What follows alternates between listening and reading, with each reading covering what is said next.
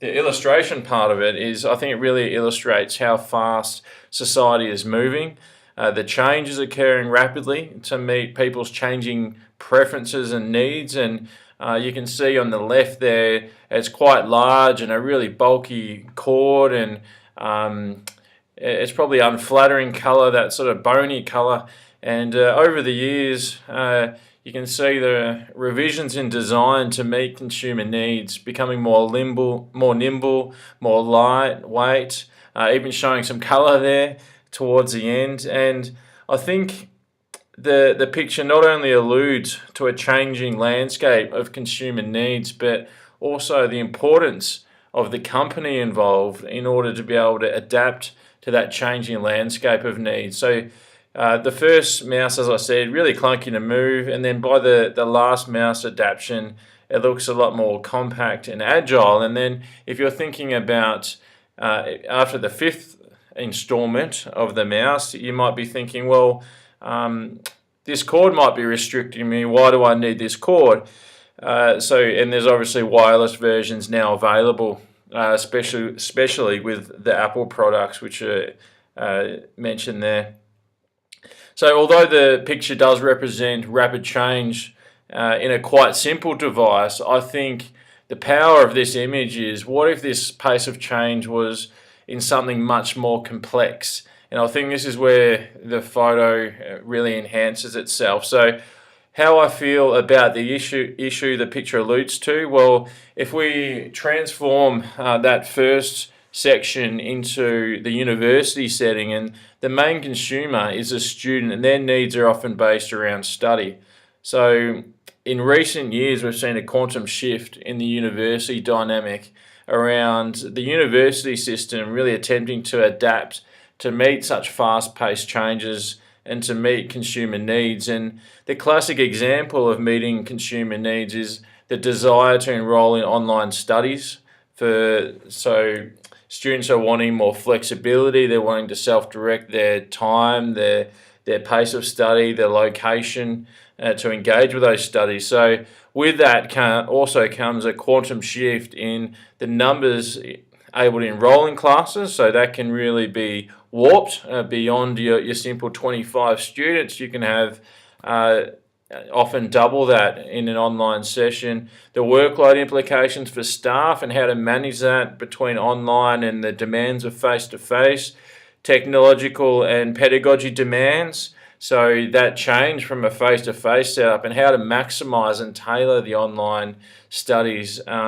So a lot of staff in the system would have been quite used to face-to-face modes, and it's very difficult if you've been doing that for 20 to 30 years to be able to adapt and meet all these new platforms, which there is a real need for from the students.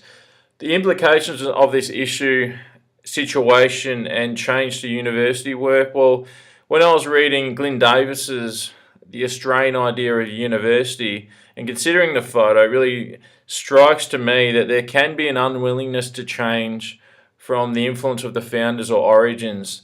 And that, as I said in week one, that concept of path dependency and really following those foundation designs and not wanting to vary too much from that, that could be problematic. So for instance, that initial clunky mouse, the big solid one in the photo, there wasn't a lot of change from that first one, and that might have been the gold standard that really formed those foundation designs and makes it harder to really adapt and transform beyond that. You can also notice the first few variations there from left to right are fairly similar colour and similar size. So I thought that really represented that in some parts. And holding on to those foundation ideas and not being open to new innovation can be counterproductive to the rapid changes and pressures of the marketplace to meet those evolving customer needs. So I think businesses can easily lose productivity and customers if they're not thinking ahead. What's next? Trying to keep a step ahead of the competition. And the more globalized marketing communication channels can also spread messages quickly if something's not wrong with if something's not right with a product and it's not up to speed, and that can compromise business reputation. And there's more and more competitors in the marketplace with that enhanced global communication. So I think we need to be constantly aware of that changing landscape as a leader and to keep up with what's going on in the macro environment, government frameworks, policies, keeping on the front foot to maximise responses, to be proactive down the chain into the micro environment, and business survival can depend on that. Within courses, so where I'm located at the moment, there's an increased need for flexibility of courses, different topics, being able to enter and exit when needed, take leave whenever they like. Students have multiple technology platforms and access points for their study options. And the online market has reduced the concept of university regions and borders. They've become a lot more porous, and students can enrol from pretty much anywhere in the globe according to their needs, which really takes away that enclosure of a nice regional community and to really build that regional economy around the university.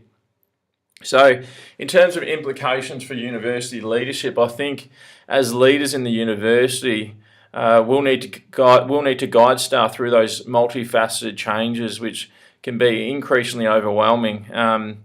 For instance, when Marcel touched on that tangled web that leaders need to guide staff through in terms of governance, all the different policies, procedures, compliance, boundaries, restrictions.